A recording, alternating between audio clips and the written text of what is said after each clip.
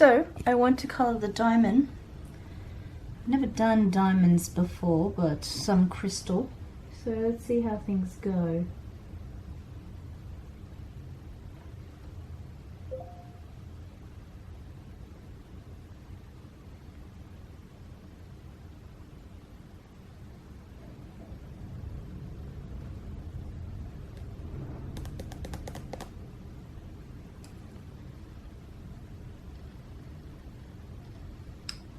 I want this diamond to be of a purpley blue, so I'm going to go in with this process red, which is 994. I'm really going to just wing things. I'm just going to do a light base of this pink, like so, and then in some of these I'm going to create a strong gradient.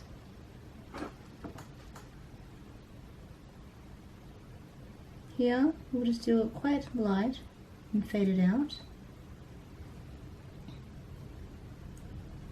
And here we'll do it quite dark and then fade that out.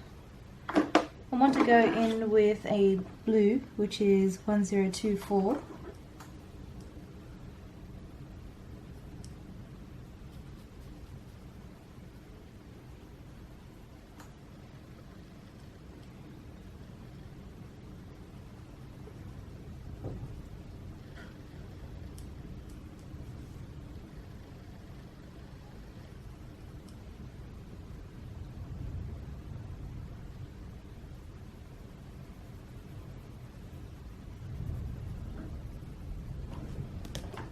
Bit of that process red again, which is the 994, slightly, in with a cobalt blue, which is 133,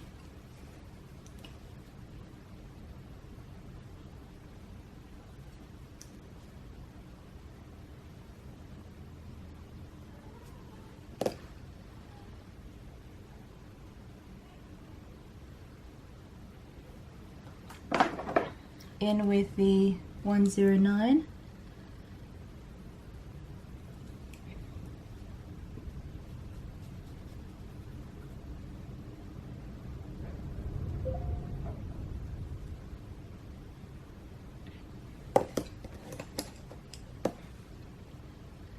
one, 3,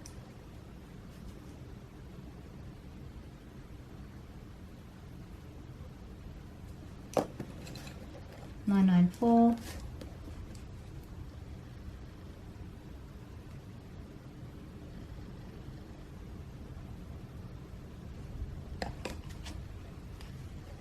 one, 024,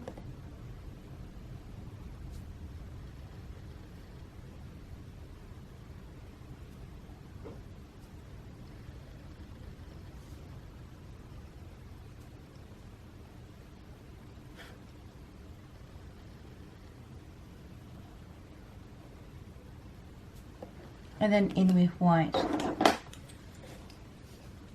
which is 938.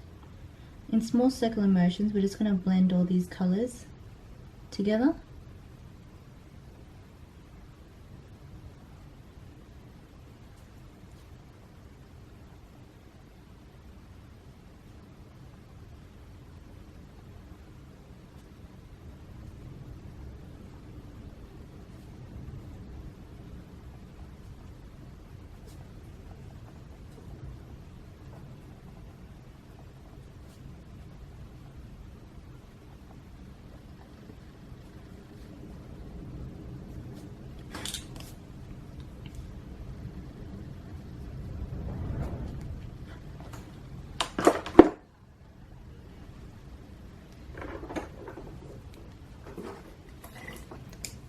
Going in with Posca pens and gel pens.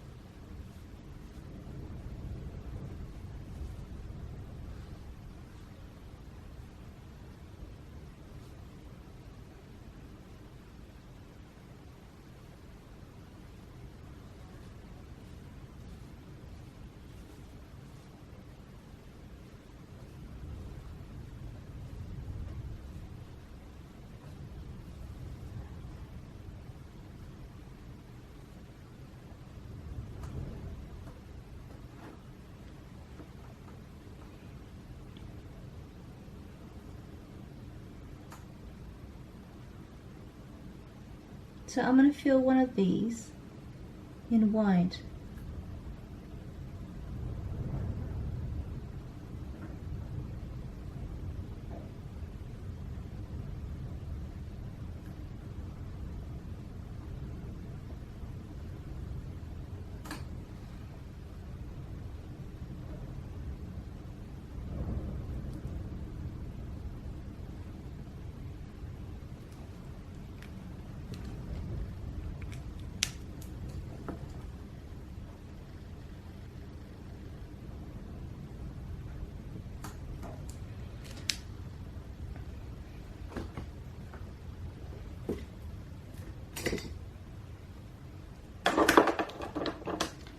Going to go in with a darkish colour. This is the 1094, a sharp pencil. We're just going to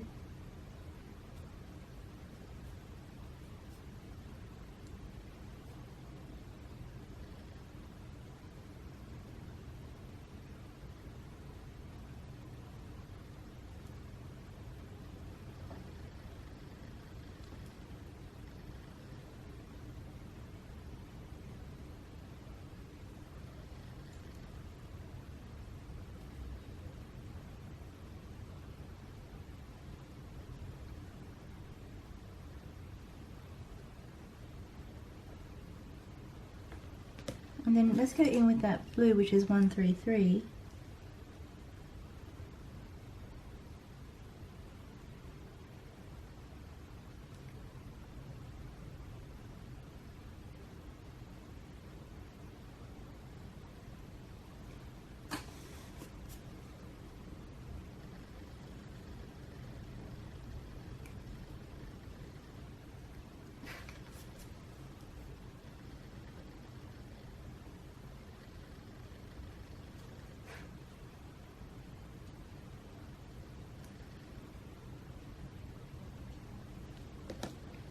And then let's go in with that white again.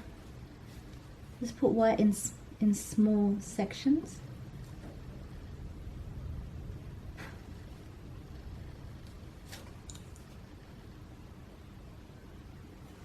And then back in with your Posca.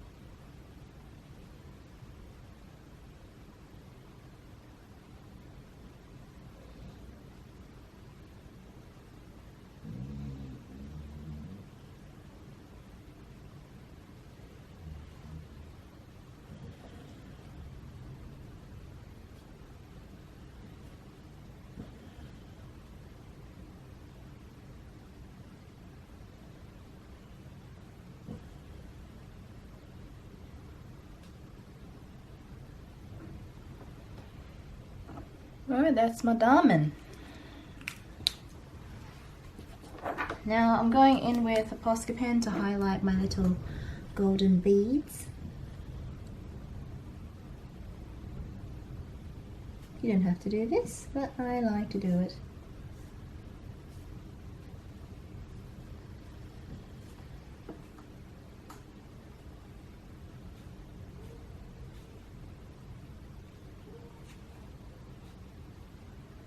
So hopefully by the time I post this video, I have my Etsy shop up and running.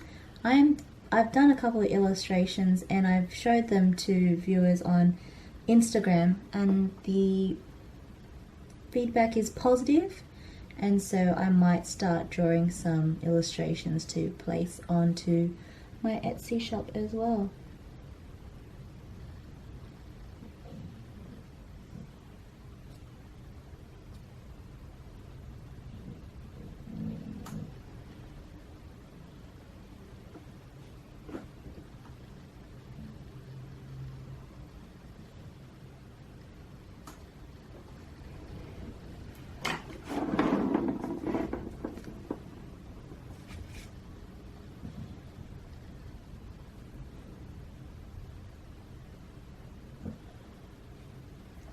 So I'm being a bit strategic where I place the colour.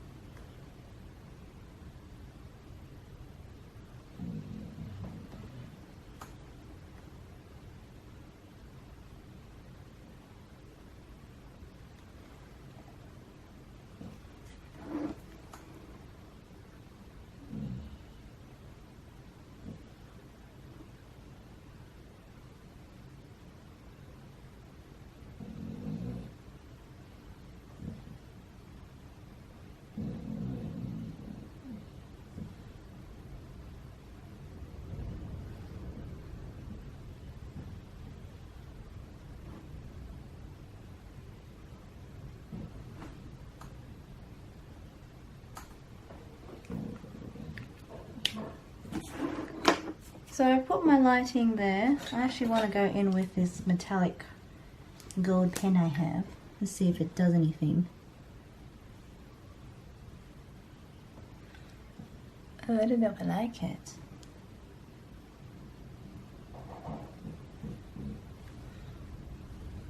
I don't think it really does anything.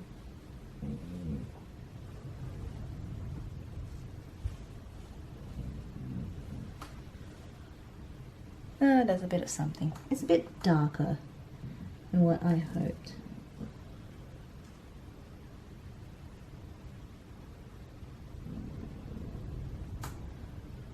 And yes, that is my dog snoring in the background on Dreamland.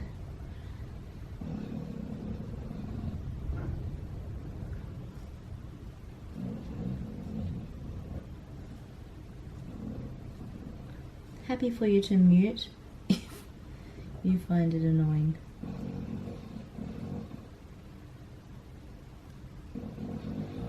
Maybe some of you don't have pets and this is how you can feel and experience what it's like to have a pet.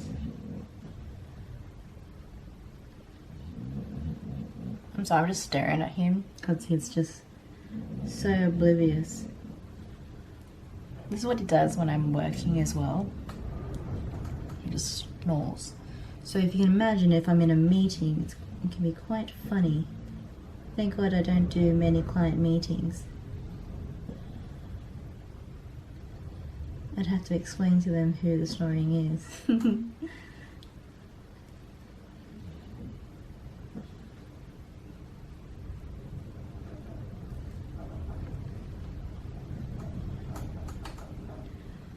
Alright, so that's all the gold, that's the diamonds. I'll start doing the foliage as well.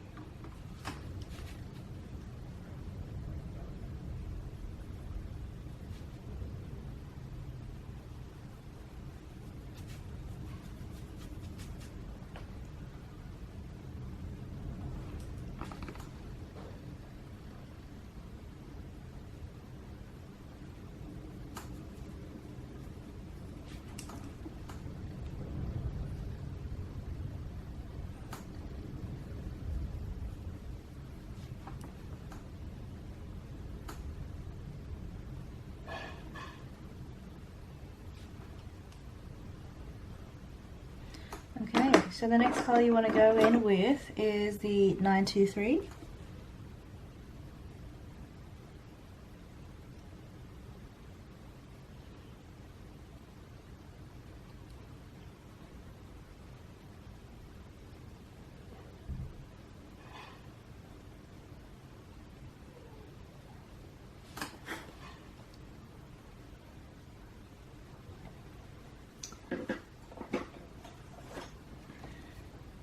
And then with 122, we're going to burnish.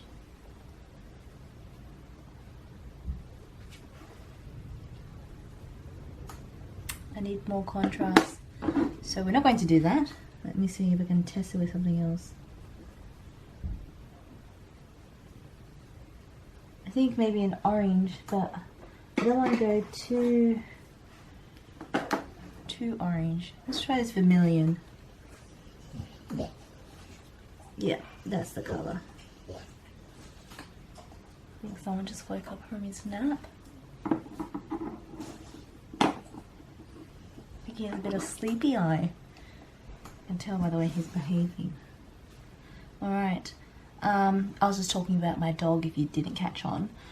So with the 923, this is the right color palette that I want.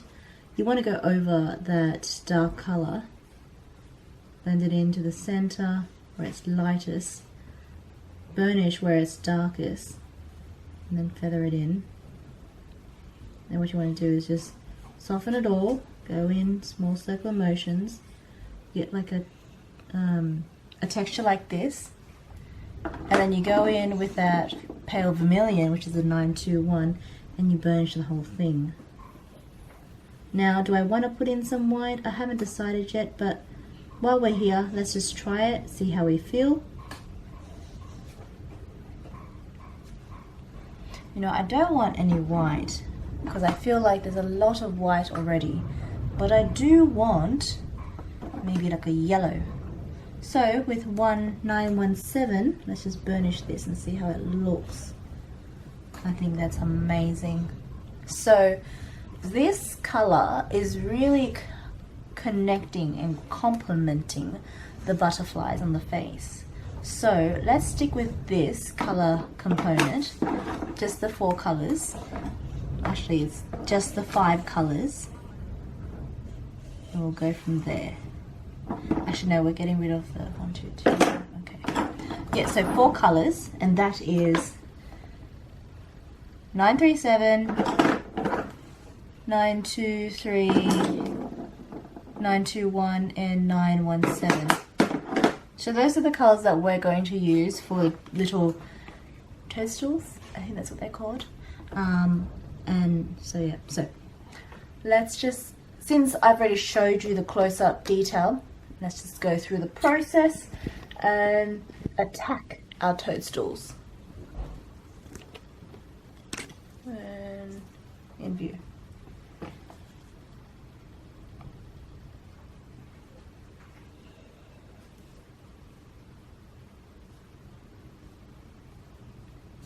And so if you guys been following me on Instagram, I'm doing a lot of journaling these days, and I'm very using, that's what really got me into washi tape. When I started journaling, I was like, oh, I might get into washi tape because a lot of people use washi tape for their journal and their scrapbooking. So I thought I'd get into that. Started looking into washi tape, and I thought this has very good collage components. Like, it's got graphics. Like, collaging is like using paper materials and like magazines and textures to create artwork. But I thought, why not washi tape? It's like a bougier version of collaging, because essentially you're buying graphic tape to create art. But it's kind of like, some people may say it's cheating, but why is it cheating? Because you're creating art. Art comes in many forms, and it's so subjective. I think we shouldn't really like put each other down by what is cheating and what is not. Like, if you're creating something beautiful, whether I'm doing art on a coloring book page, or I'm a graphic designer and I use like a photograph and digitize it and and manipulate it, it's still art. You know, like, I think some people can be very, I don't know what the word is, but they can be very, like,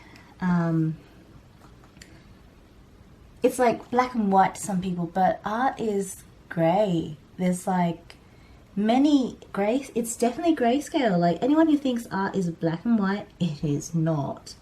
And if you understand the principles of art and time and history and how time has impacted on art and influenced art, you know that art is an ever evolving thing. Like, 10 years ago, no one knew about graphic design. Everyone was doing design and art by hand and drawing it. And I do believe the principles of art, drawing and all that should be done. I still think people should learn to be able to color a piece of paper, not just do it on a computer screen.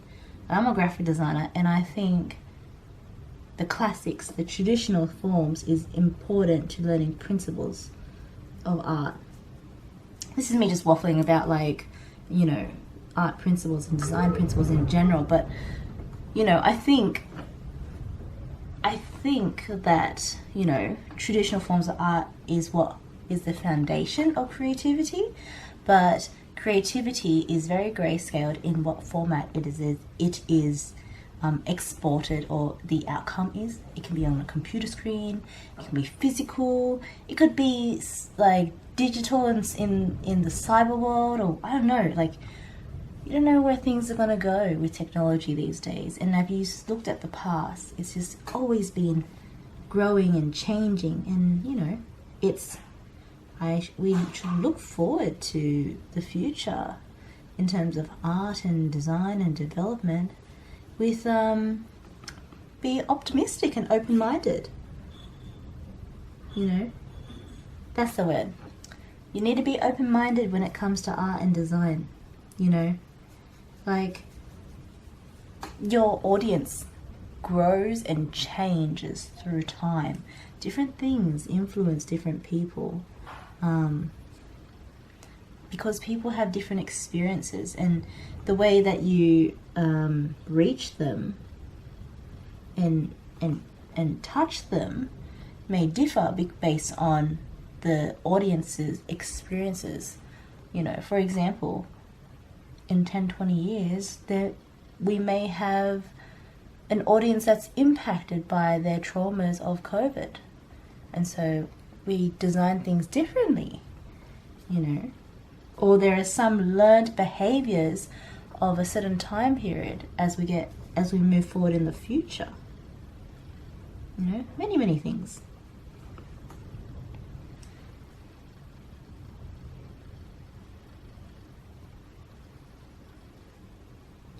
Like, I'm Asian, and in traditional Asian culture and families, anyone who's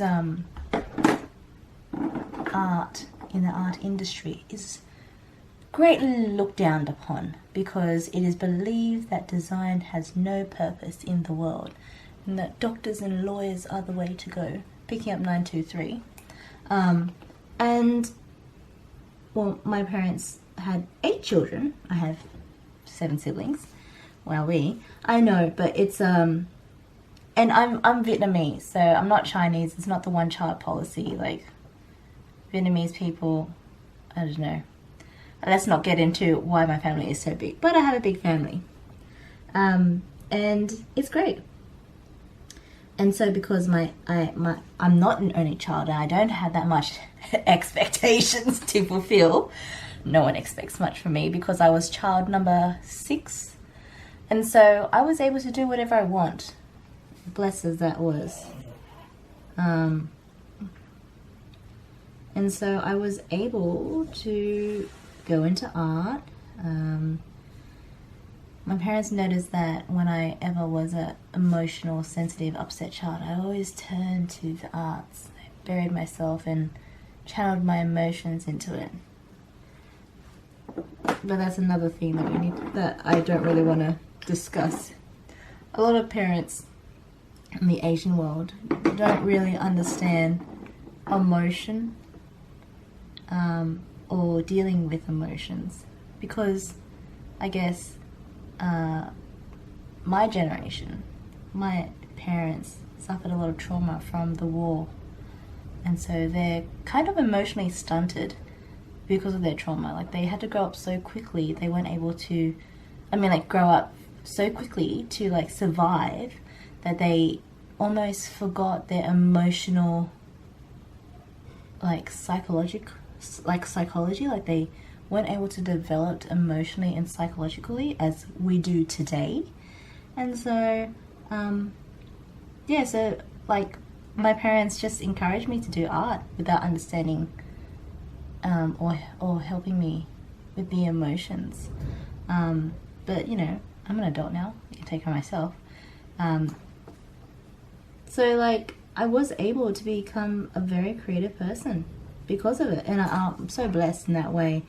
Like, yeah, if they encouraged me to be a doctor, I think I'd be a very stressed out person, more stressed out than I am now, and having to deal with doing things to please others, but on a more serious scale, because I'm trying to fulfill family honor. But I'm grateful in that sense that I have such a big family where I don't have to. And that's a blessing in itself.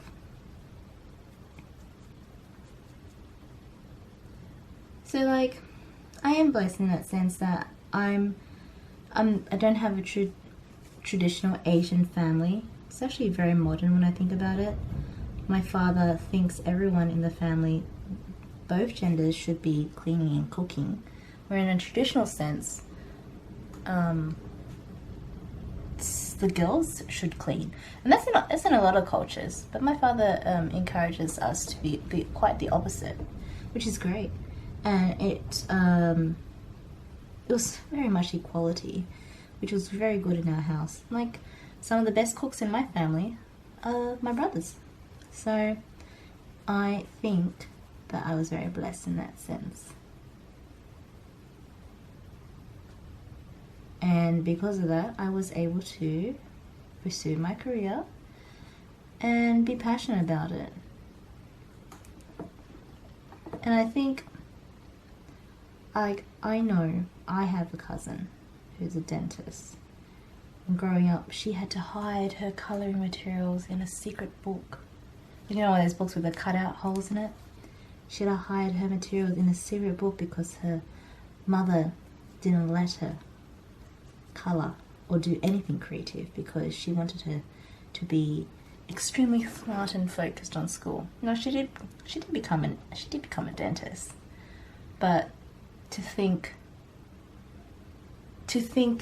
that in some cultures that happens, and it does happen, because I think the reasoning is because a lot of my parents, or from people from the Asian backgrounds, they came from a war-torn country, and so survival is also surviving through your children as well. So your children are able to build something for you. If you were like country folk or farmers, you could be the mother of a prestigious doctor or lawyer.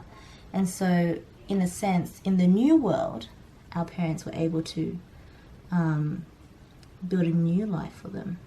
And so that's why there's so much pressure on Asian children. And there's also that miscommunication, because the children grow in Western world, parents still stuck in the Asian old world, and so there's a lot of miscommunication between English and the home language, the mother language. Yeah. Anyway, so that's enough about me and my culture. A lot of artists or graphic designers or whatever you name it, there's a lot of unspoken, well, not unspoken, but there is a lot of us who are the, I guess, black sheep for choosing a career that doesn't align with certain family goals, and you know, eventually people get over it.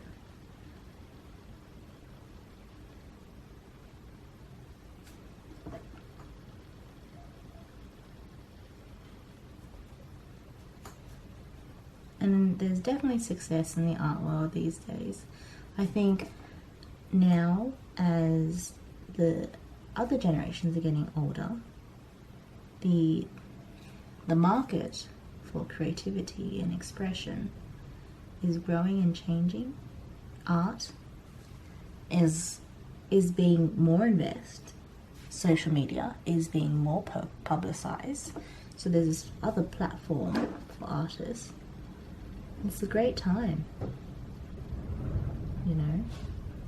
Also, with social media, you don't have to show your face. You can have your talent just speak for itself. You don't even have to speak English, and your talent speaks for itself. Picking up 913 or 917 and burnishing. So yeah, it's a great time to be alive. Back in the old days, I'd be like an artist painting for nothing. You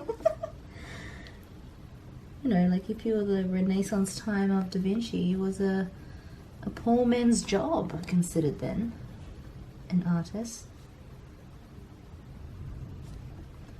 You'd only be lucky to paint for royalty or anyone of prestige, but nowadays it could be anyone and still create something beautiful. Excellent.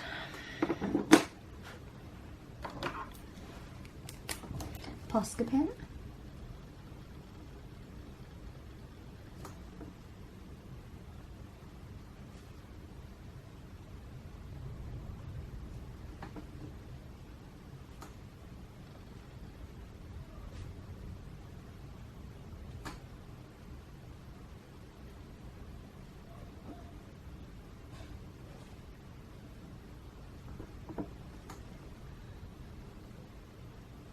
So I think I've been encouraging people to really get into journaling if they're not. I think journaling is a great way to really understand your emotions and just speak to yourself. And it's like safe space speaking as well, safe space communication without any judgment.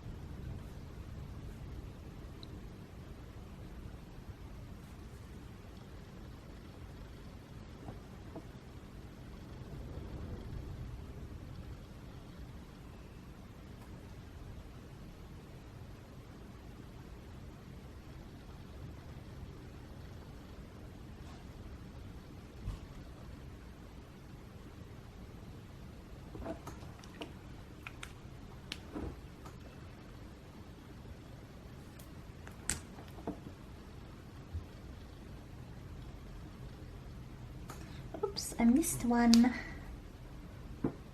Finish this one.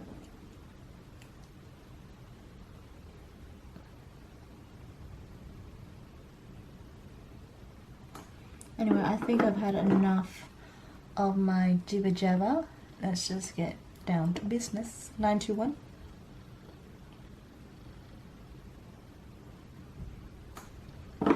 Nine one seven.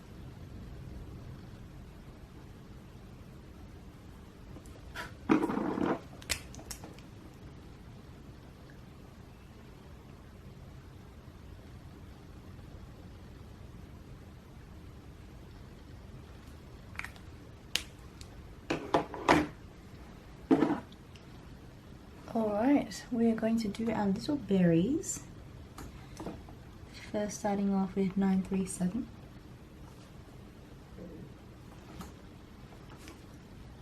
Nine three seven.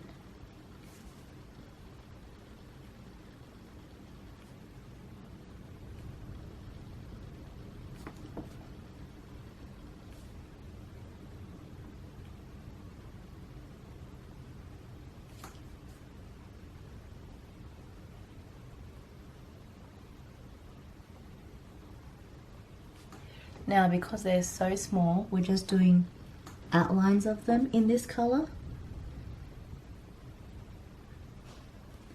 because we are working with the wonders of Prismacolor.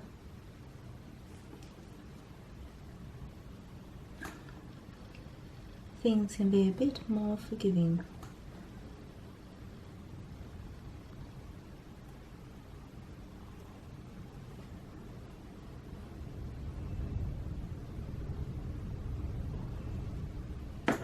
Okay, you want to go in with the bright red though. 122. It's going to burnish and blend.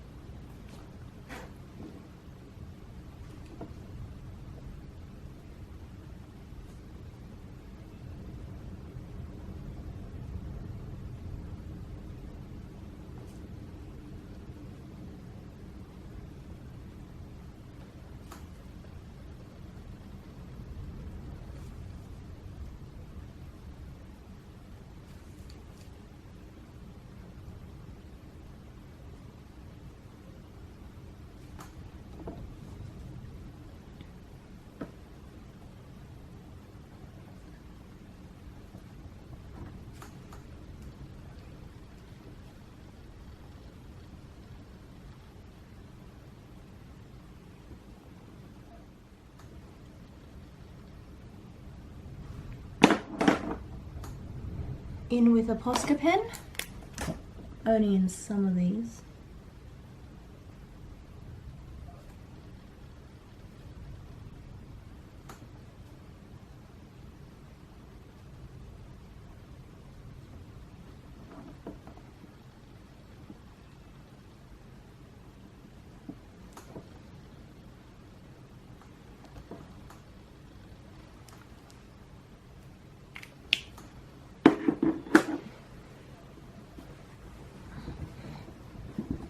So I'm probably going to fast forward a lot of the berry colouring from now. So I might just do all the berries and just speed it up because it's the same process.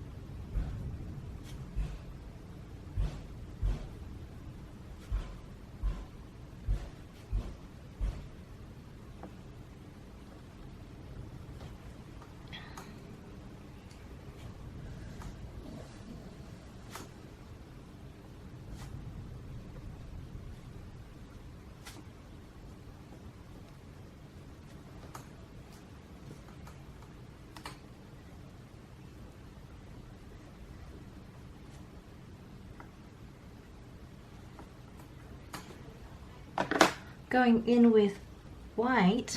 I know I didn't do this before, but I'm going to do it now just to see if it does anything.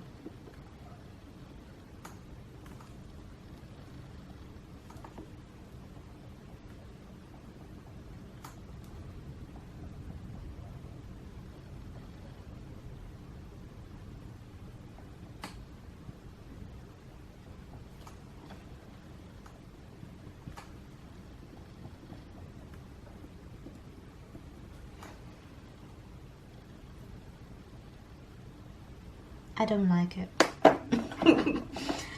Let's go back with a 122, just burnish the whole thing.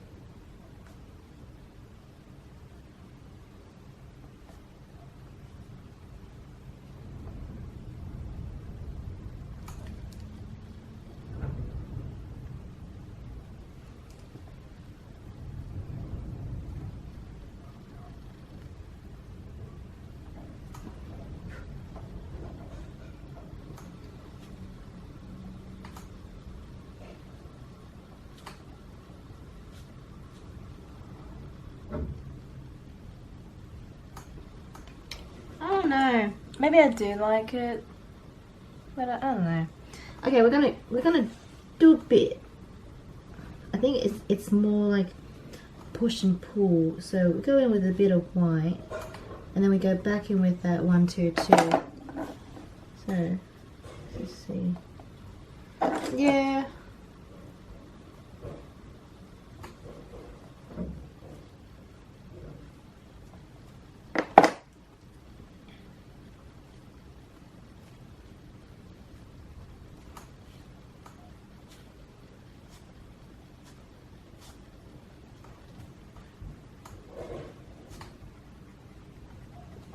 And then let's go back in with that Posca pen.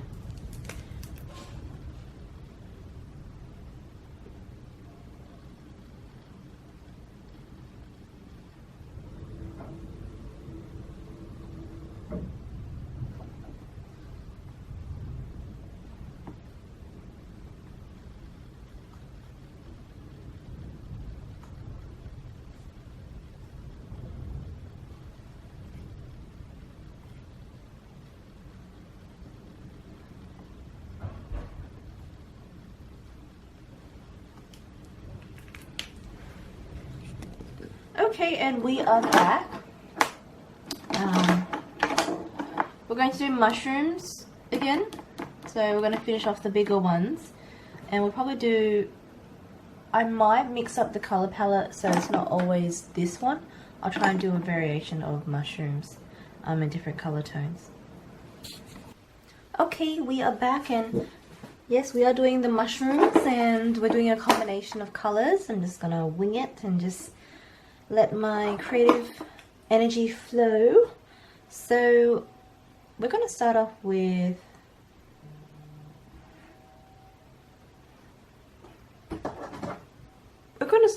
the I'm going to say the big mushrooms. Want to go in with 208. And I do have Breezy in the room. And of course he's going to complain. Just so you all know.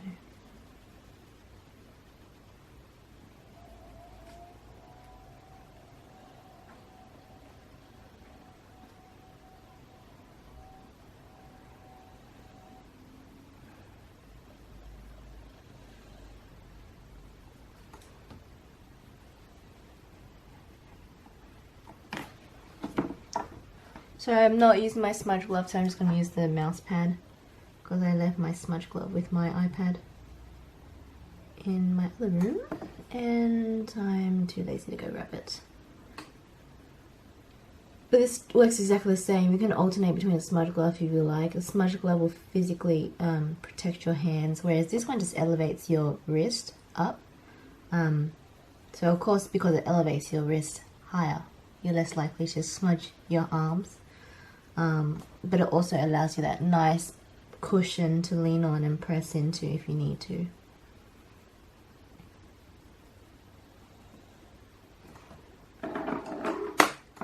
going to go in with 195. I'm going to go over that blue. And making sure all your pencils are extremely sharp. We're going to do a lot of small circular motion. And that's just to make sure that everything is smooth transition and it's, you know, evenly blended.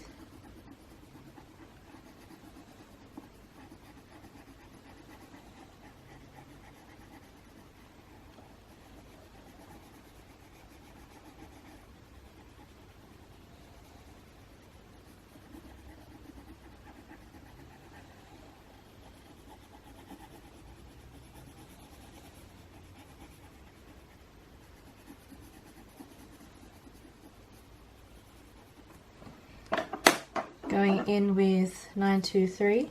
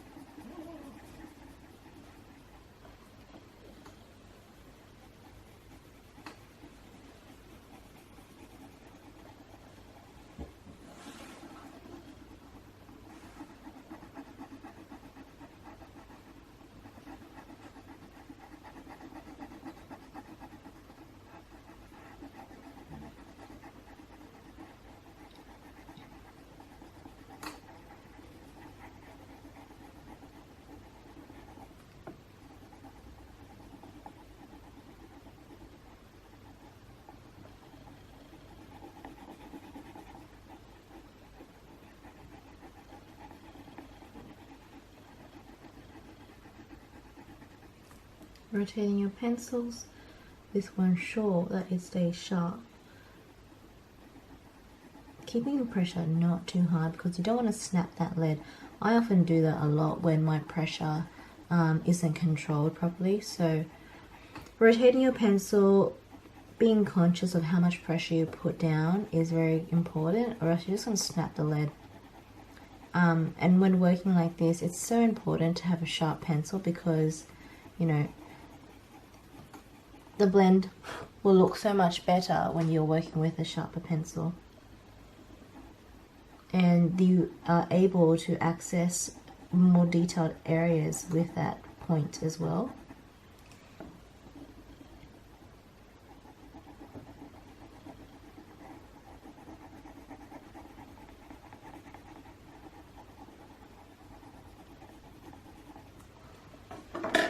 Going in with 122.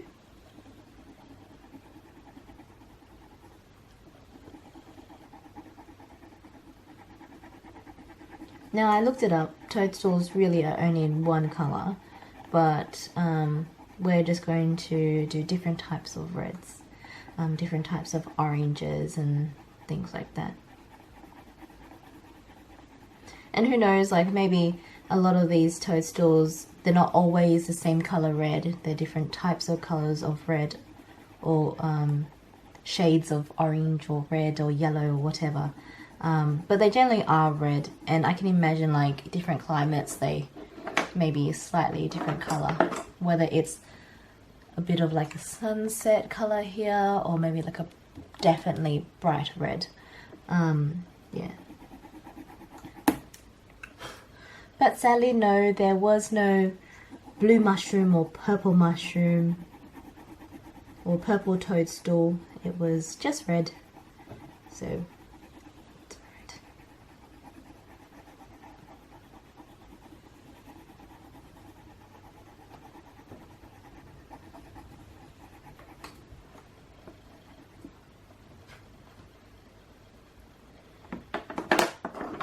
Going back with the 208, we're just going to this one now. Now, because this has a beetle on it, I might zoom in just to show you all.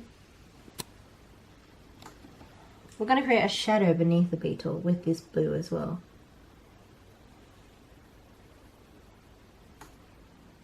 And the key is sharp pencils.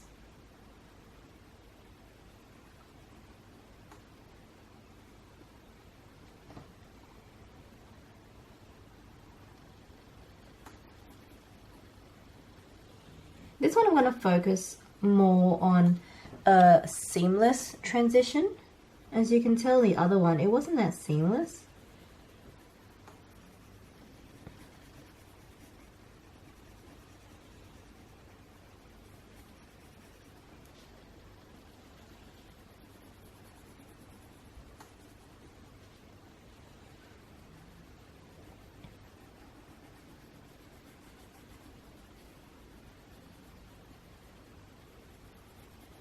And the key thing is that you're not doing just some blunt line, you're actually transitioning it right across. Like, although Prismacolors can be forgiving, it is important to follow through.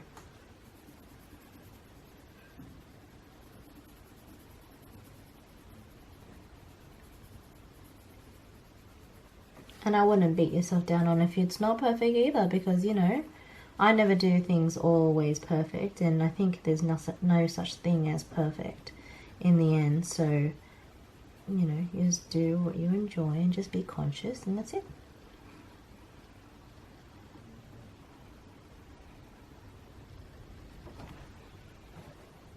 So I think that's fine.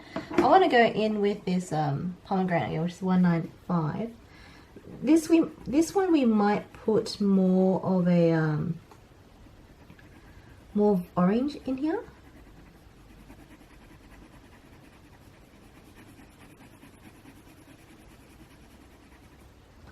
And so I'm using this pomegranate very much to blend into this blue.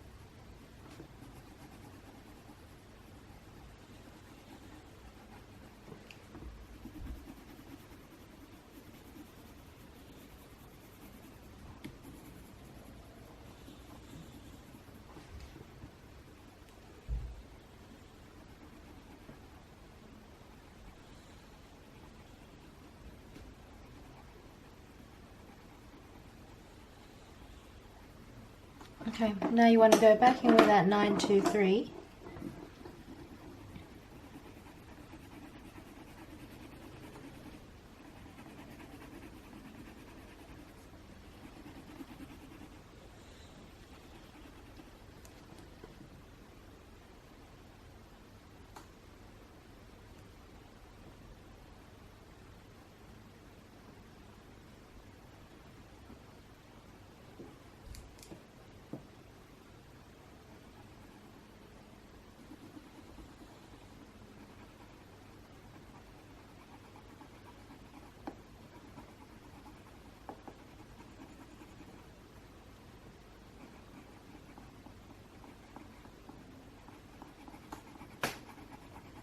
Now we're just going to burnish around the beetle. Not the whole thing, just in certain portions. And then we feather it. Then we feather it now, and here.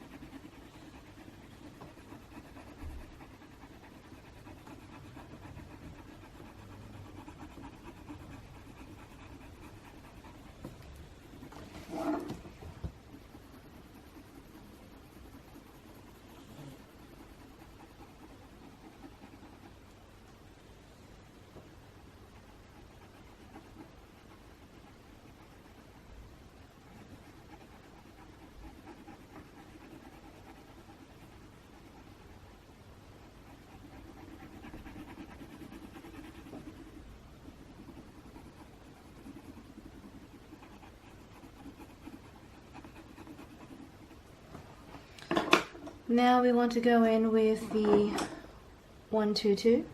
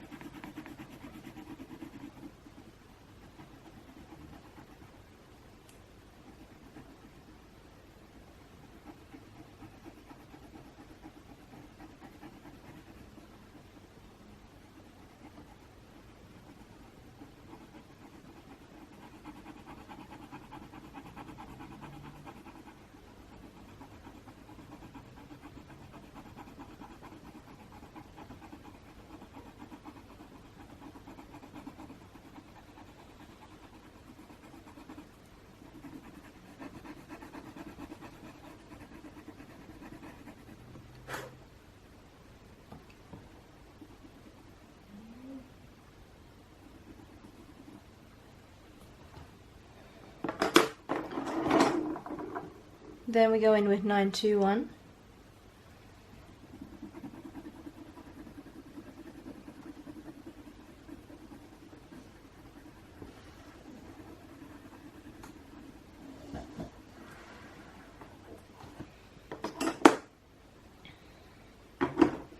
And then in with orange, which is 918.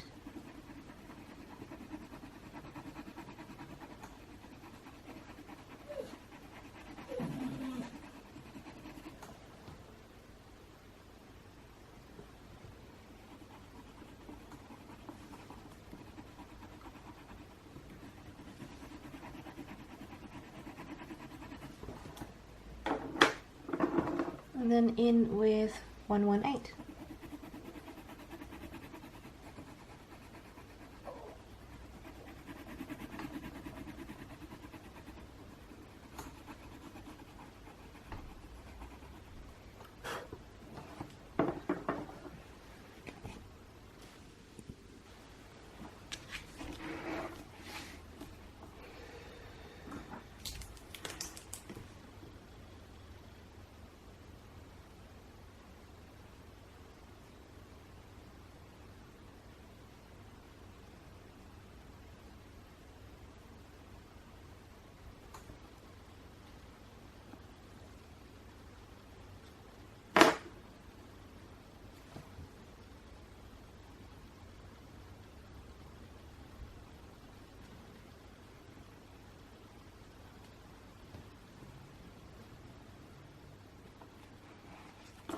Going in with 994.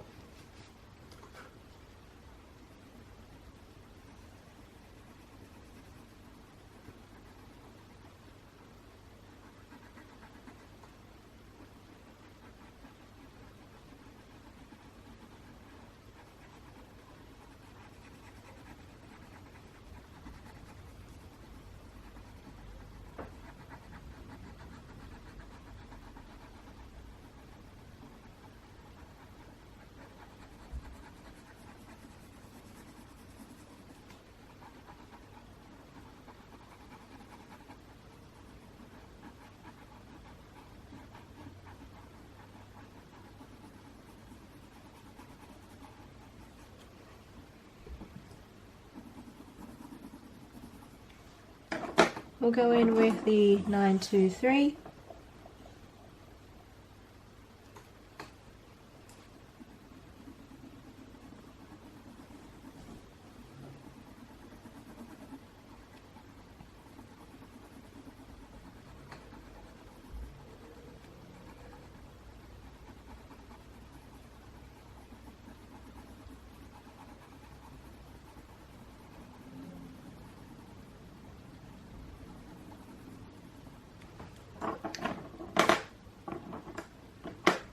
We'll go in with orange, which is 118. So 118 is the orange cut in here.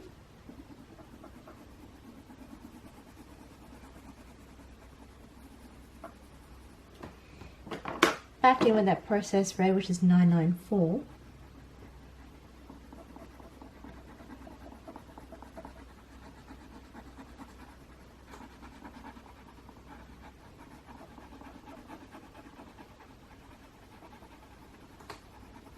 And then you want to go in with the Spanish orange, which is 1008.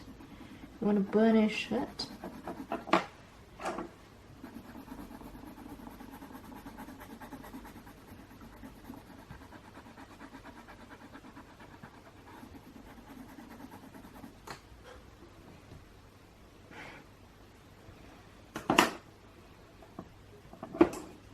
I'm going to go with the Pomegranate, which is 195.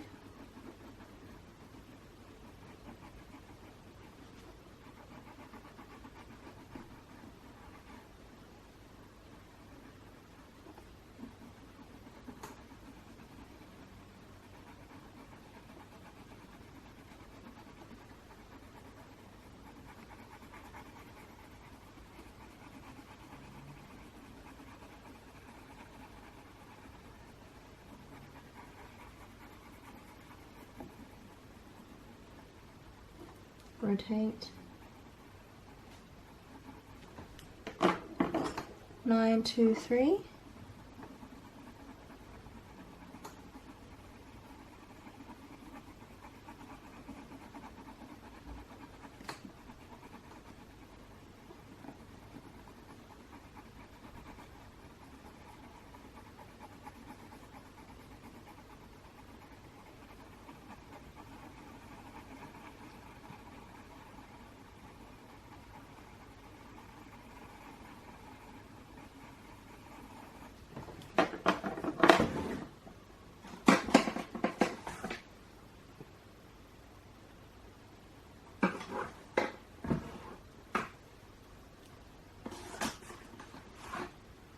Nine, 2, 4.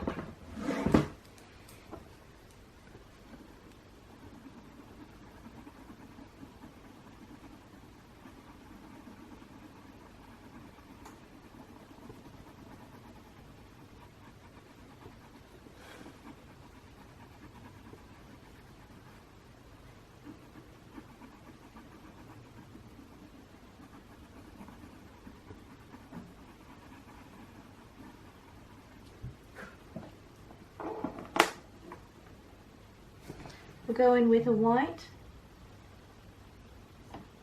938.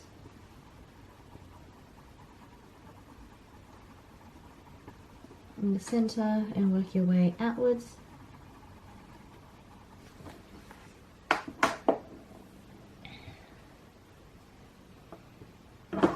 going to go back over that process word, which is a 994. Just want to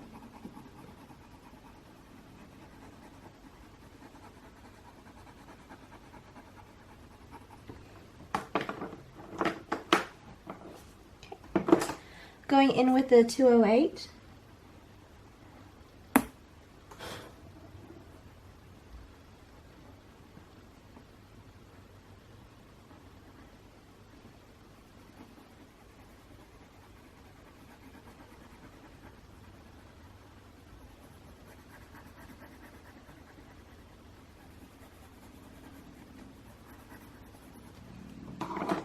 You want to go in with the 204.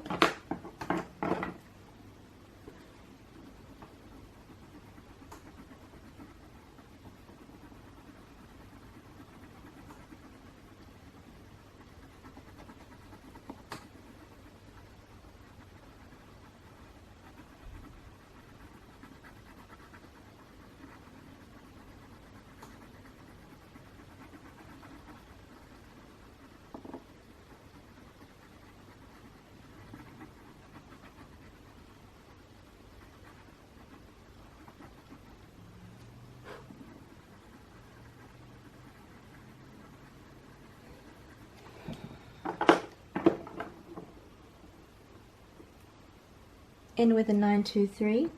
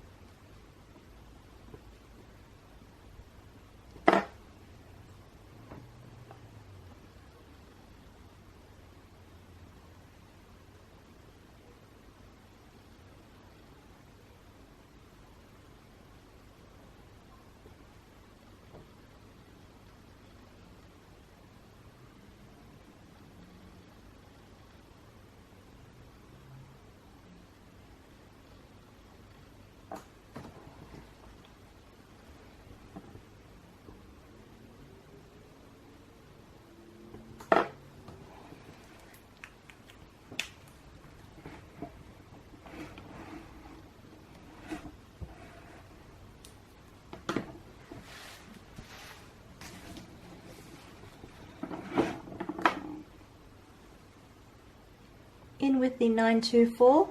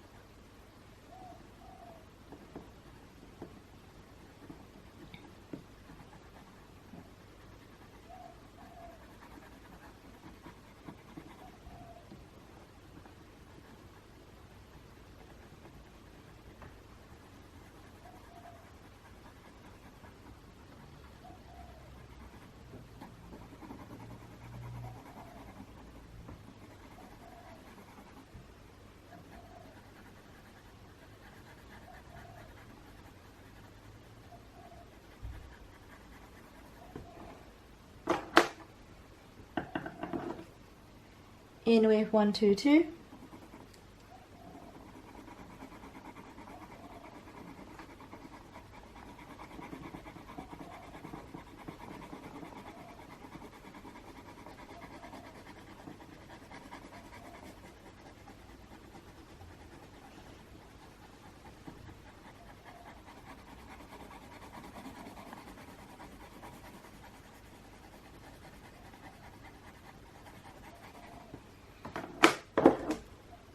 Orange, 918.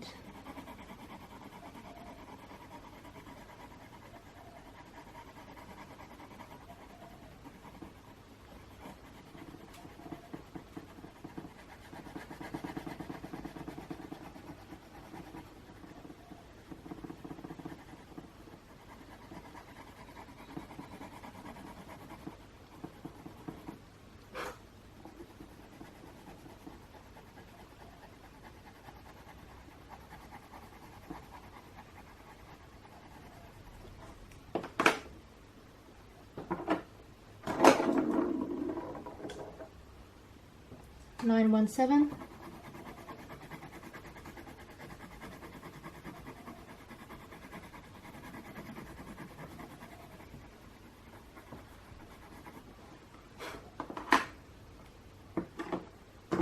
Two 8.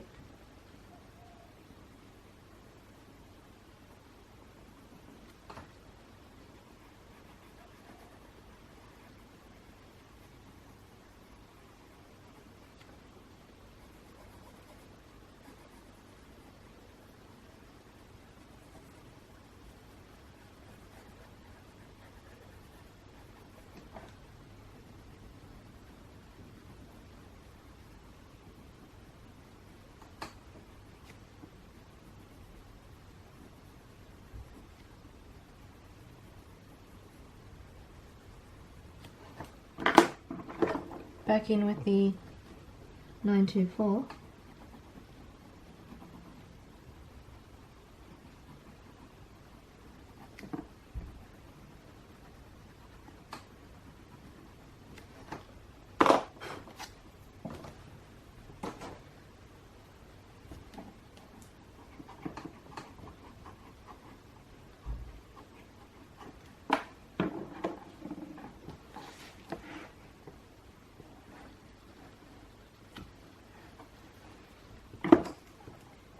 One 9 5.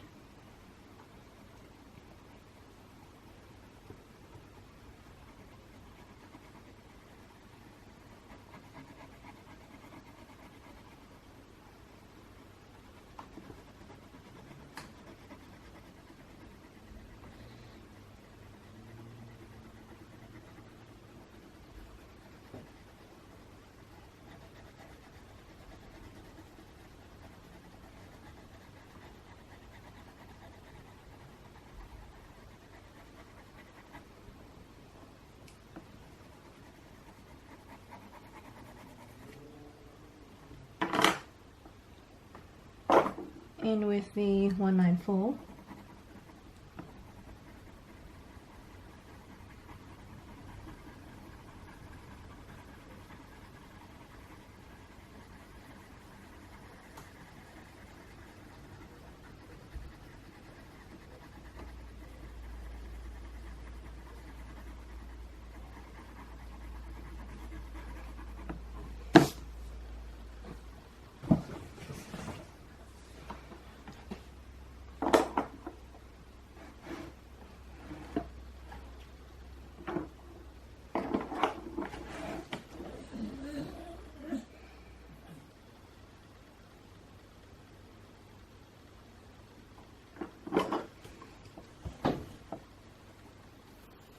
One, two, two.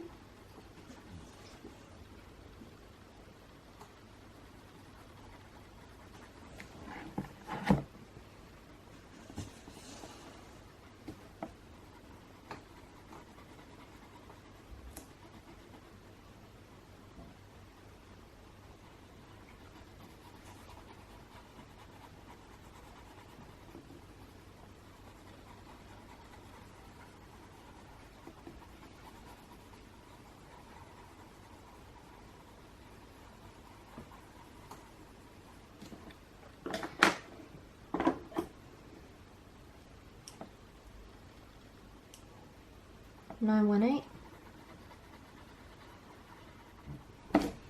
In with 918.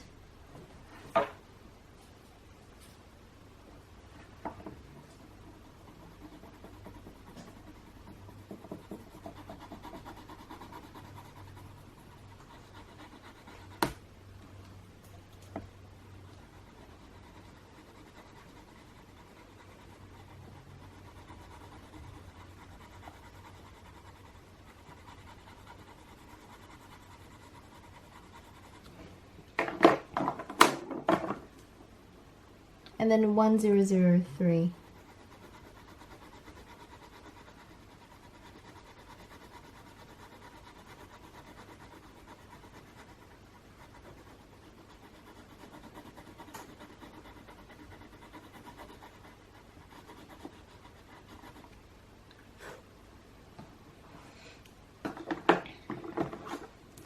I'm going to go in with 195.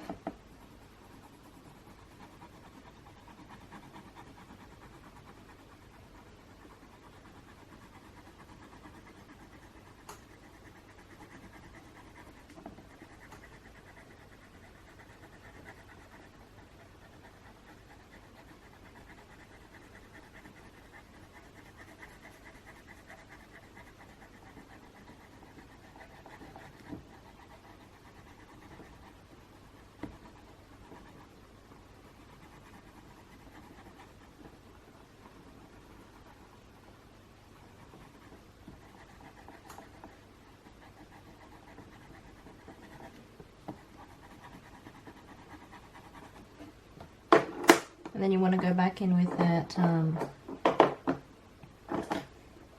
122.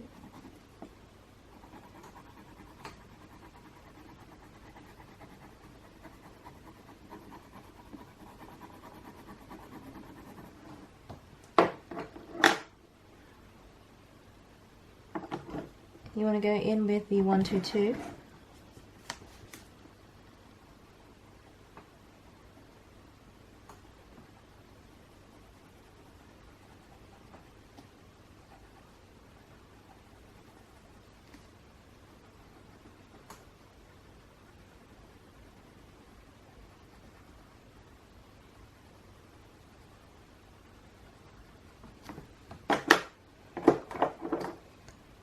Nine, two, four.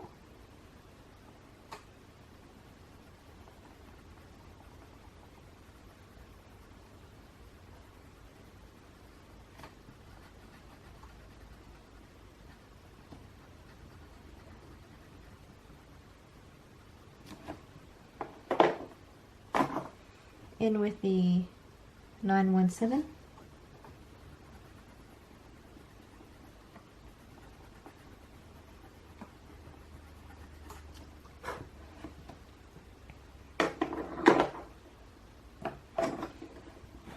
923.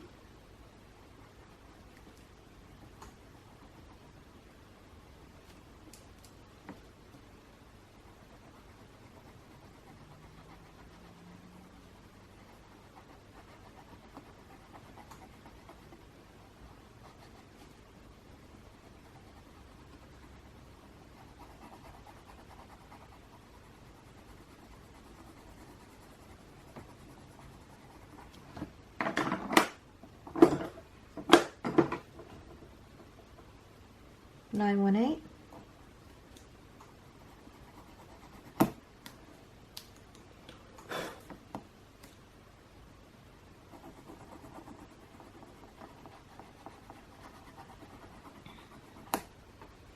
think I have hairline fractures through this orange.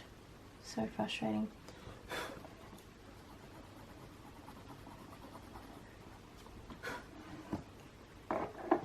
Alright, let's just zoom out.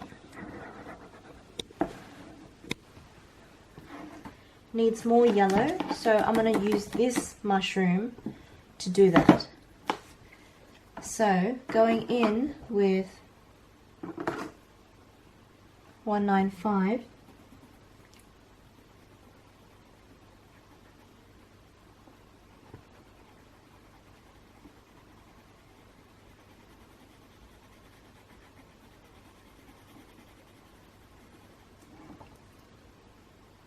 creating shadow with the same color.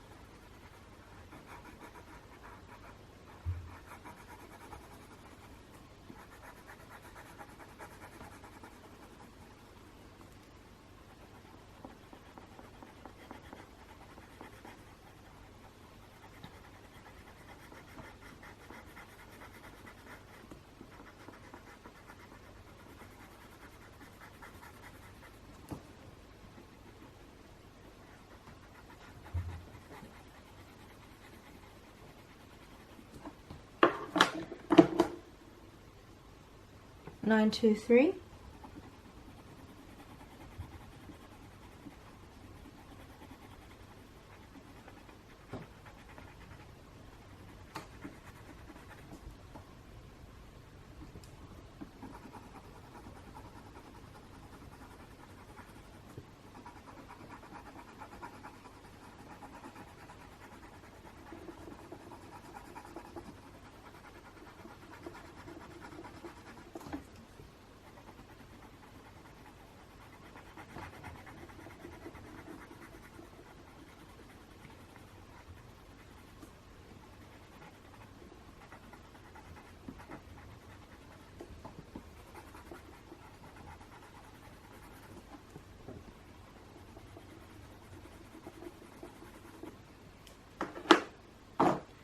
In with orange, which is 918.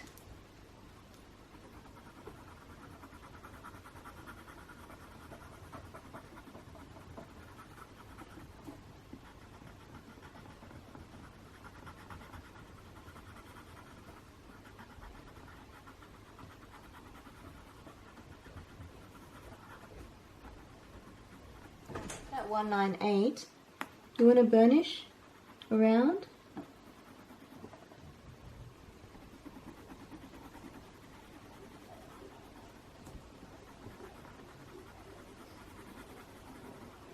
And then we want to go in with like a sunburst yellow, which is 917.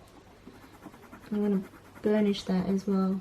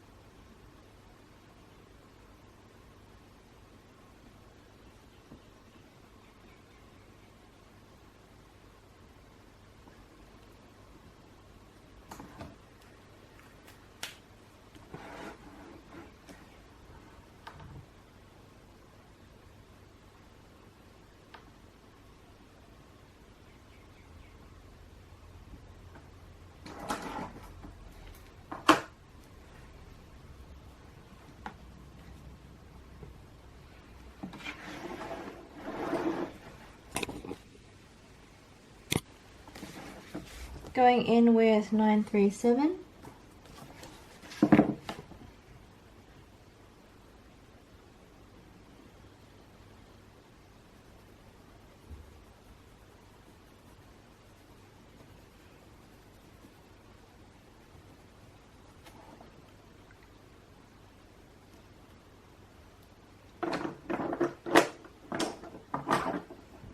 Line 2-4.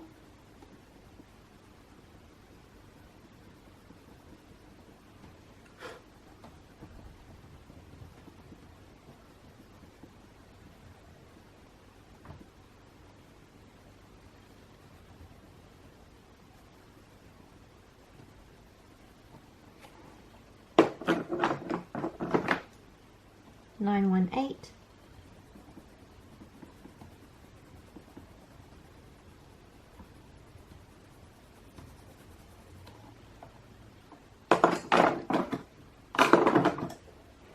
One 1-8.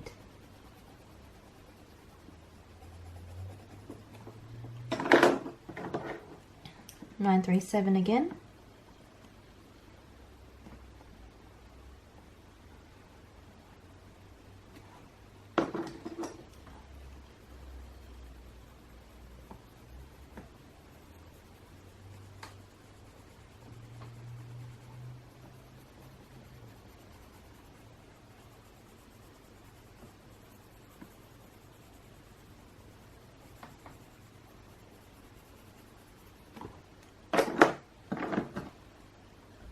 Nine 2-3.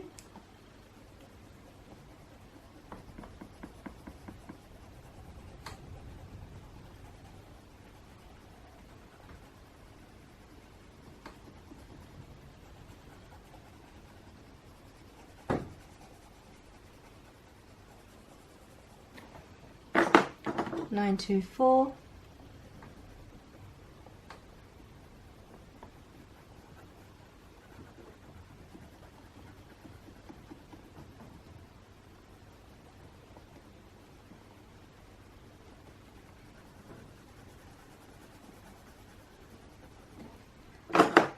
Line 3-8, which is white. Work from the center, work your way out.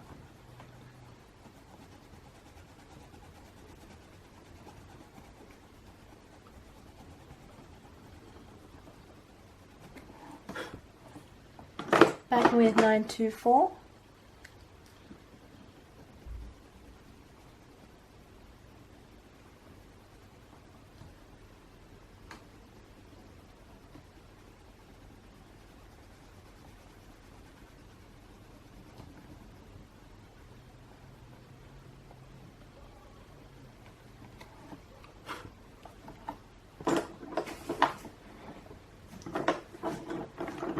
In with the 208.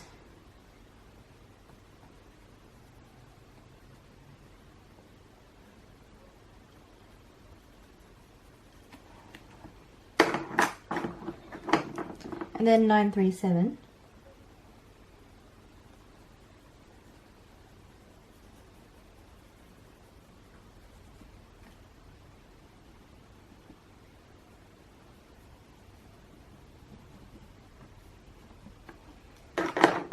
Line 2-4. Burnish where the blue was.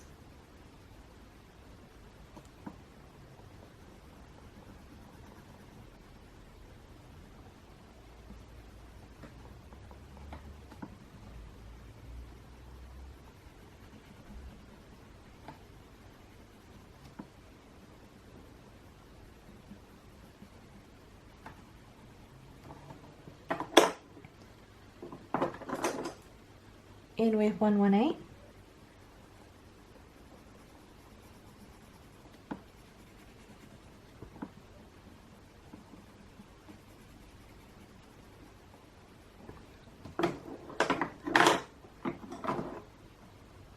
And then 917.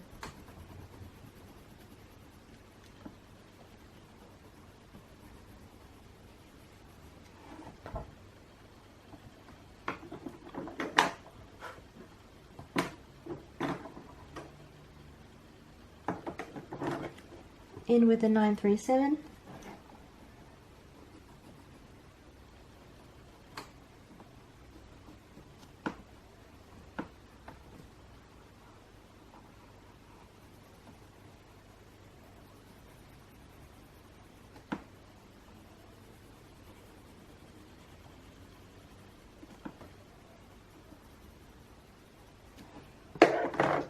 In with 924.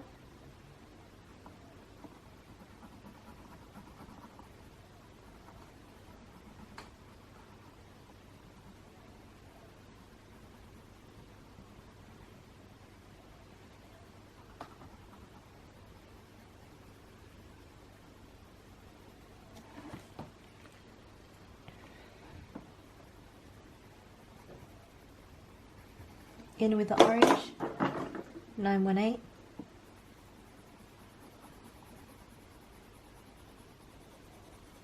Small circular motions, working way all around, fill in all those gaps.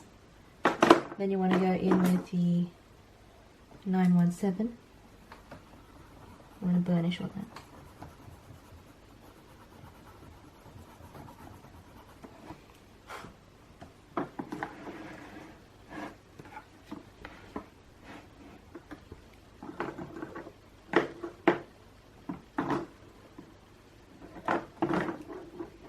In with a 923.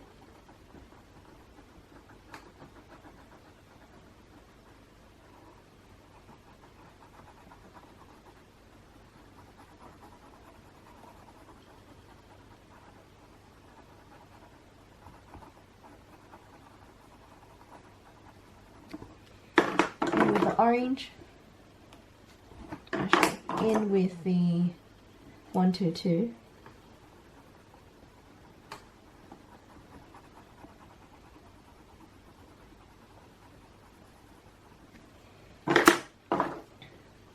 And then 921.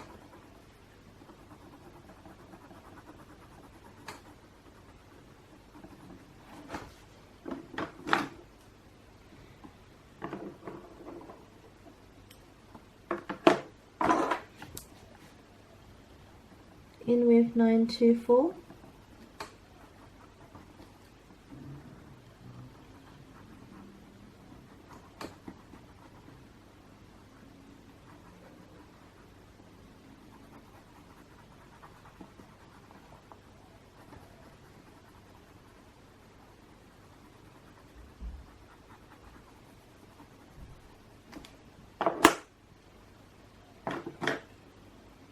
Nine, 122.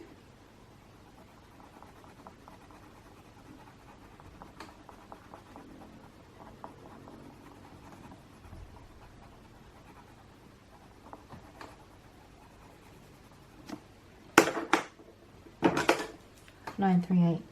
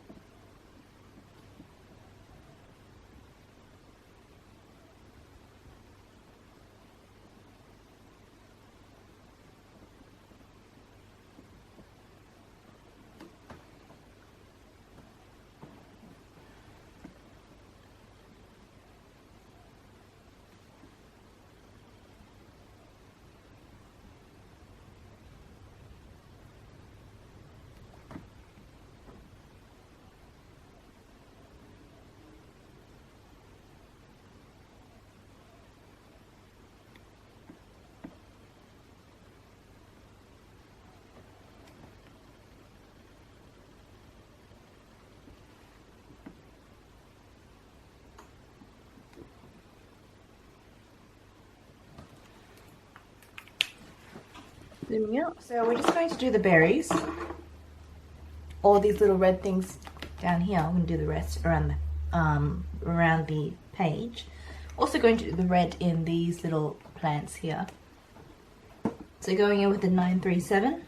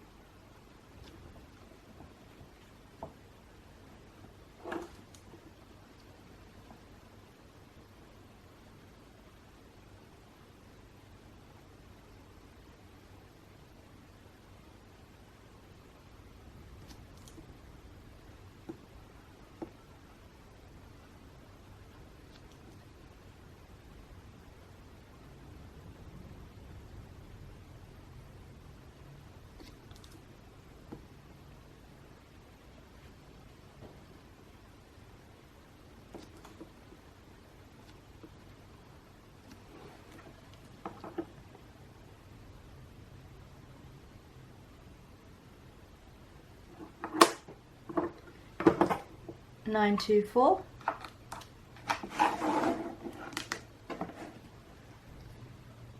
With a sharp pencil, you don't want to blend the whole thing. And we're not burnishing, we're just going to do small circular motions. There is a potential that we'll use white as well.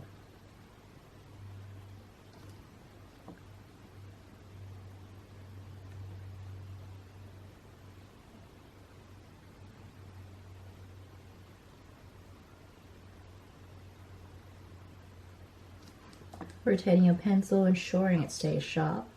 And that's why I'm kind of not going in with a heavy pressure. The more pressure I put down, the more likely this is going to snap. And wax pencils are so soft compared to the oil ones.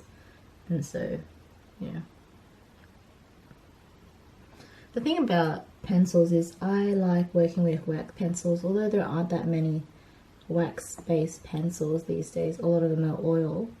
The oil ones are good for detailing. See, they're good for detailing because they're just harder wax.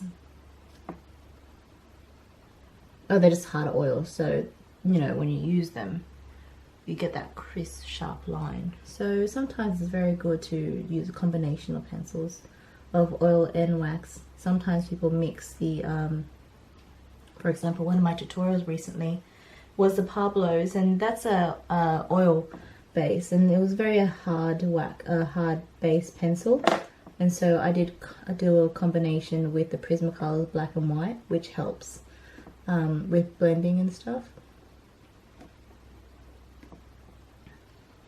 There's no harm in mixing brands. That's my opinion.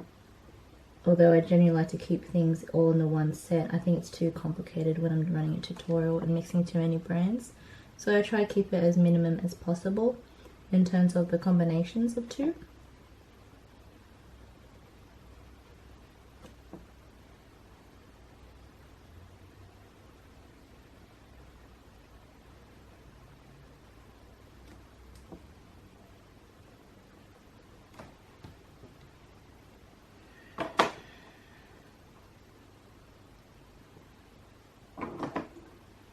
Going in with 923.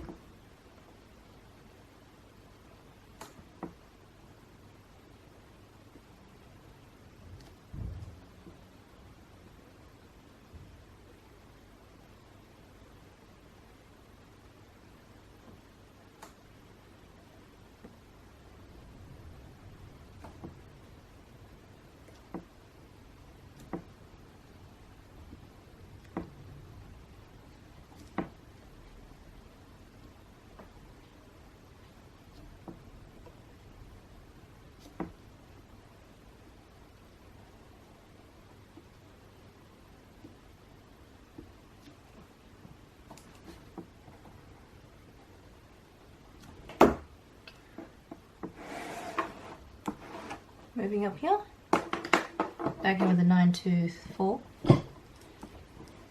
A sharp pencil, blending things. Soft pressure as well.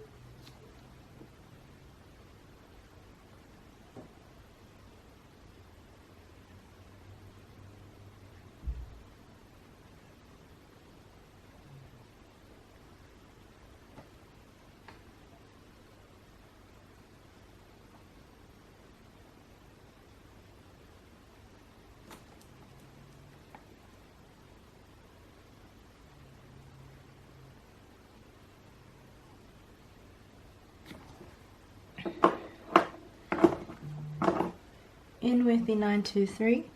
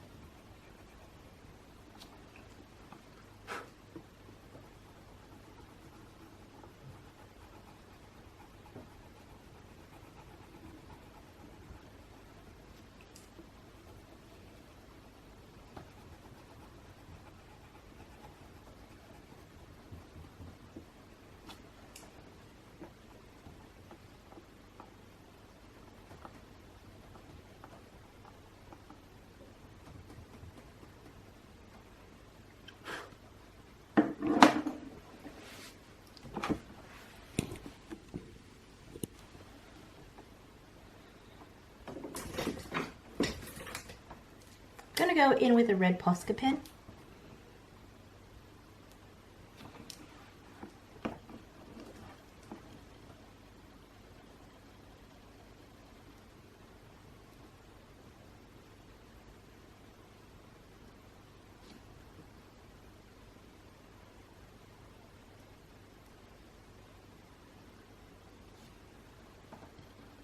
Not that you will notice, but I'm just trying to do some highlights in the red, so it's subtle, it's almost unnoticeable.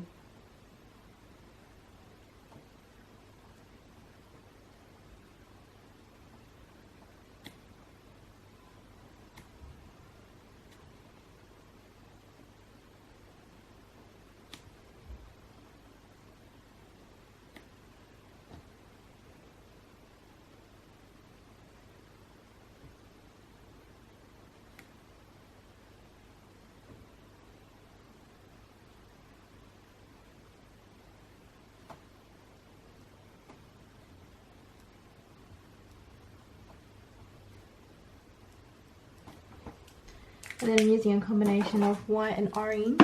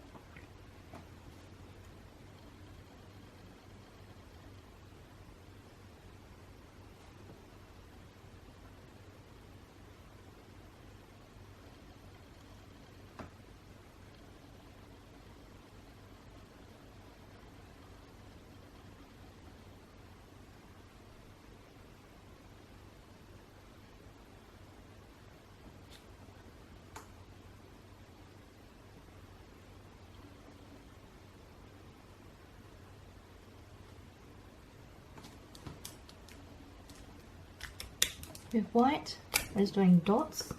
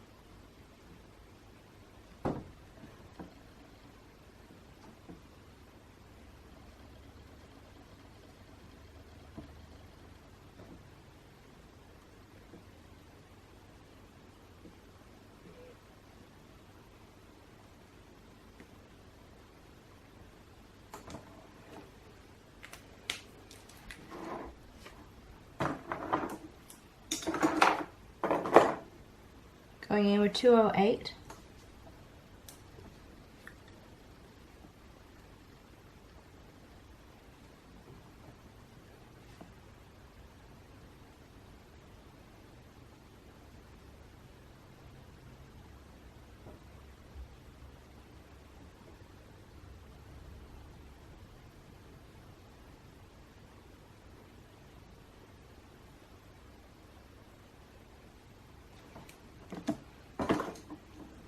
In with 906.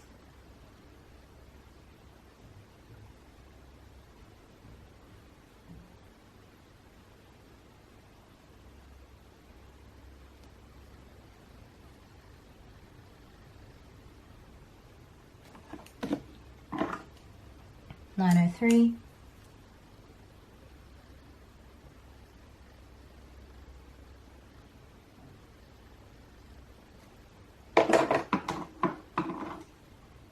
$919.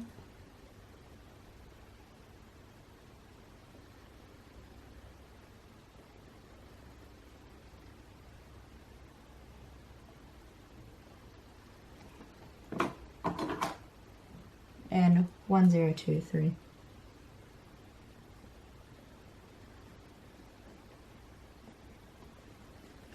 Now you want to go back in with that dark color, which is 208.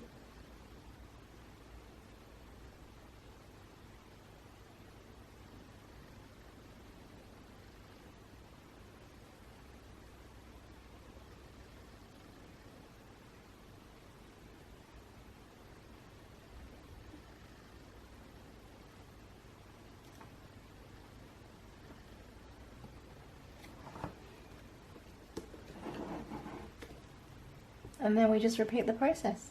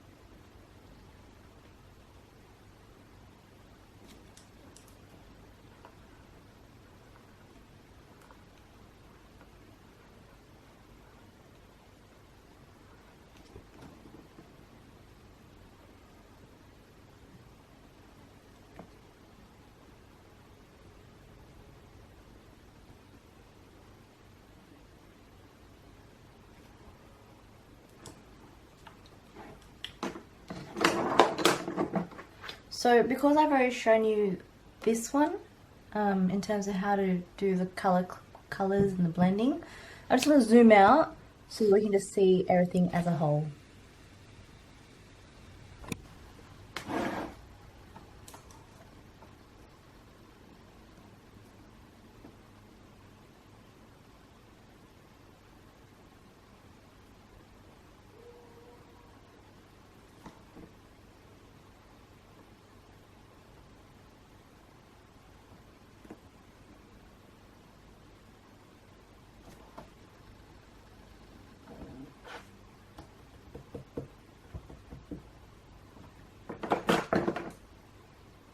$906.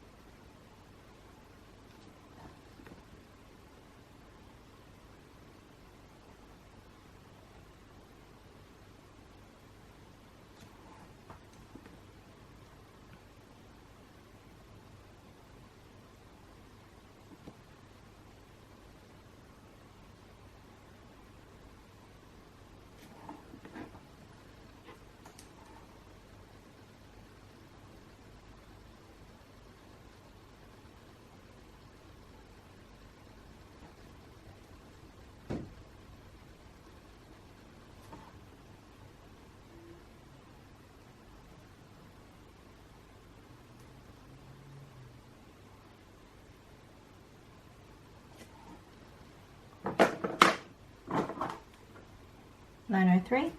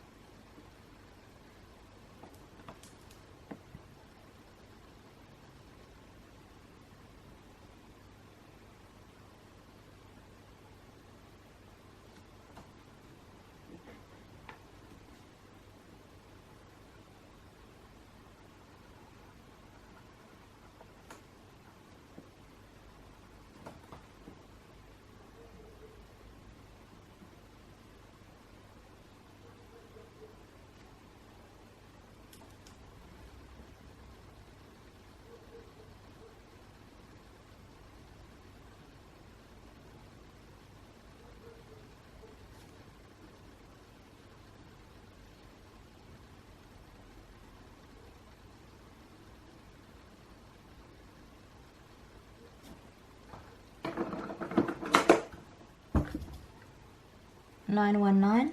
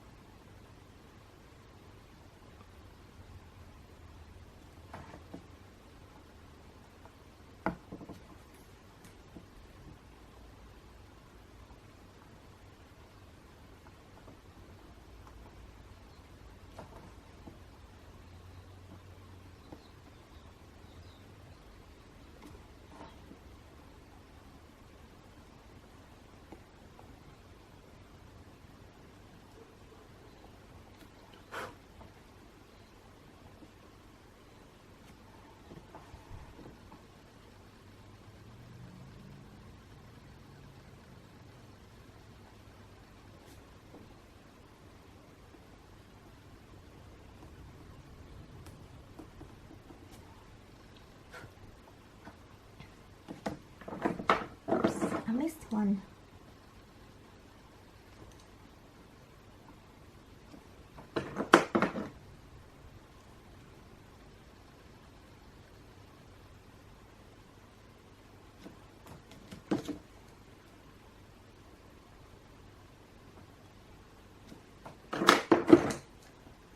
One zero two three.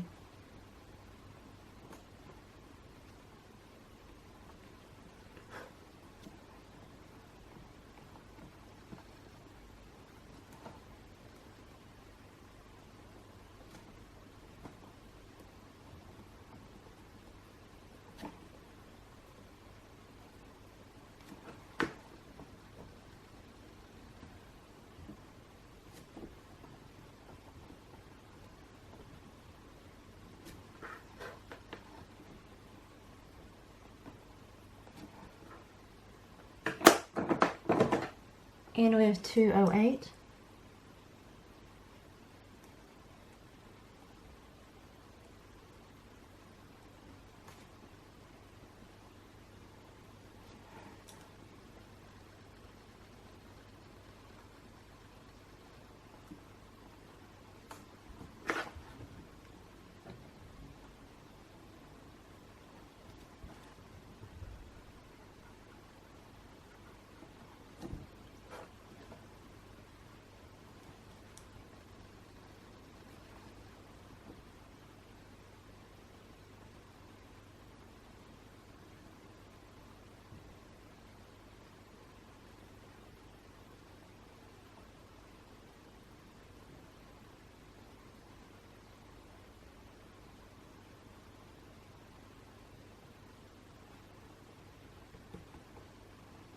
With the 208.